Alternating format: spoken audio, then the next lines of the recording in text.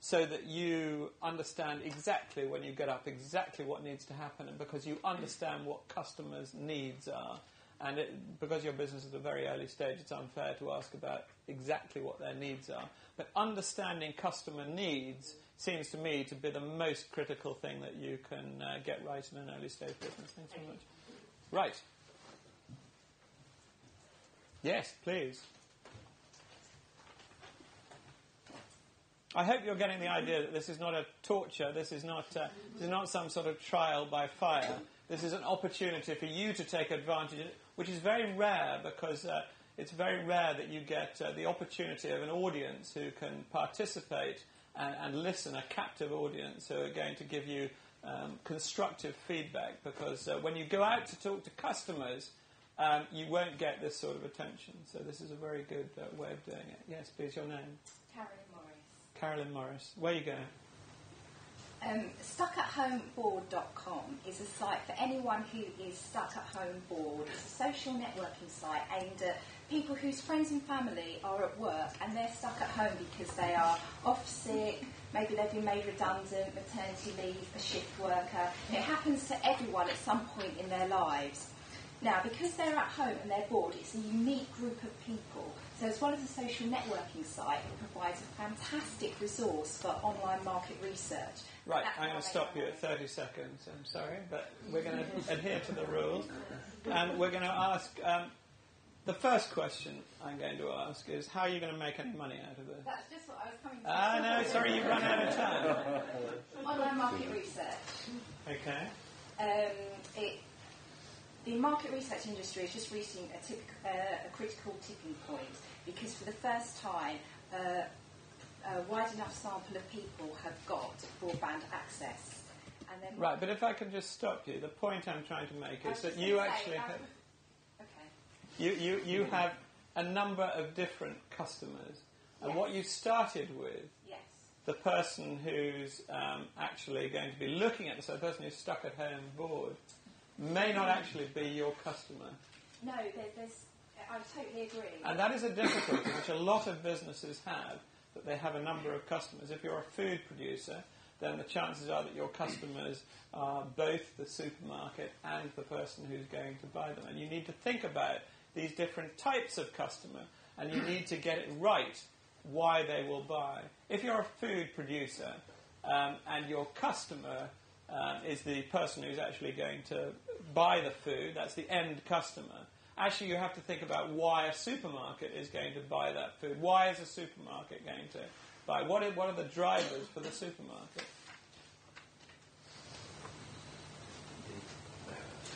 It's a product they don't have. Sorry? Product they don't have. It will be a product they don't know, that's right. So why are they going, what do they want from you? Because it's not the same thing as the end customer wants. Sorry? They wanted something that's going to drive through the shops. And the mistake that a lot of people make who launch food products is that they say, it's fantastic, I've been accepted into Tesco's 100 stores as a trial. And the problem is that the supermarkets are desperate for new products. They're desperate for new products, and they will trial things because they think that it has a chance of flying. But if it doesn't fly, they will kill it very quickly. So you need to think about the different drivers for the different types of customer that you have. Right, sorry, you're going to get money from market research. Lower cost, faster turnaround, huge panel that I can sample from. Okay, can you explain that a little further? Does everybody understand that, or have I slightly missed that? Do you want to explain just a little further? Traditional market research, you've got ladies who stop you in the street and ask you questions. But when you've got people at home, bored, number one, they've got the time. You don't always have the time in the street. But number two, you're removing that whole cost of a field agency that's going out asking the questions. Okay, so your customers are going to be the people who commission the market research, yes? Yes. Right, okay. So you have to build a group of people. How are you going to know that they're the right group of people, or doesn't it matter? The thing they have in common is that they've got time to answer the research. Okay. That's really important. Right. But number two, it should be when a social network takes off, you can have like 1 million people. It's one of those things, either it won't take off, or if it does, there's a huge number of people. And within that, you should have a really good cross-section of society, because these days anyone can be made redundant, anyone can be off sick, good range of ages when you're a shift worker. You should be able to get people of all ages and social demographics within that to answer the question. So who here is going to admit that they're stuck at home and bored? I don't even think it's just that. I think you've got a huge market for people who are actually at work, bored at work and stuff. Now that must be surely, that's made the whole day worthwhile, hasn't it? We all know lots of research that we see in the FT and so on and so forth. Every now and again it will come up, and there are staggering statistics about the number of people who are surfing the net and the number of lost working hours to business. I'm not talking about Goldman Sachs and whoever, but there's enough people. I think I see a partnership forming here. So it's not enough. I think it's a good idea. Can I just ask another question, which is relevant as a general point? Because I do understand what you're saying about social networking, and it is a phenomenon which is growing very fast. And people who don't understand how MySpace and YouTube work need to find out about it, because it is one of the best ways of marketing without having to spend money. But route to market, we will come on to talk about later. Awareness, because one of the difficulties with an internet business is not creating it, because it's very easy to create it, but the difficulty is actually how you get above the noise and make people aware of what you're doing. But on the side, so you've got two problems. You've got to get the people stuck at home and bored, and you've got to incentivize them somehow to participate. And then you've got to go out and get awareness from your customers who are going to pay your bills as to why they're going to go to you for market research rather than to somebody else. So can you just talk through those two elements of awareness, how you're going to create that awareness? I've got several different ideas. To target the people that are stuck at home bored, it's actually quite a difficult market because they are in their homes. So one idea is posters in doctors' waiting rooms, because that gets the people off sick and maternity leave.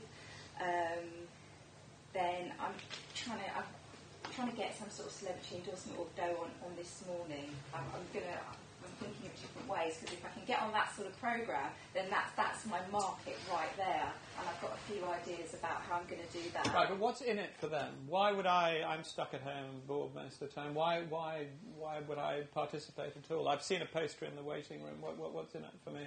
Because when you're in that situation, and I was recovering from a back injury, so I was off work for a couple of months, you are so bored. There is only so much television you can watch, and you just want to talk to some new people. And you know that there are people in the same situation as you, but you just don't know how to meet them. And I believe that there are, people who are on maternity leave, people that have made redundant. They're all in exactly the same position. That when all your friends and family are at work, you just need some new people to talk to. Right. So part of the site is going to be about creating some sort of social network. How are you going to go out and sell this? How are you going to go out and make people aware that it exists? Well, so as I said, doctors' waiting room posters. No, that's for the people who are stuck at home. But you've actually got to have some people paying your bills. Yeah. The market research. The customers. Yeah. I've got some contacts in different large corporations that are in charge of marketing. So I was going to start with them, so that I've got some endorsements there, and then get a salesperson and go and target them. Because right, and your pitch to customers, lower cost, faster turnaround, bigger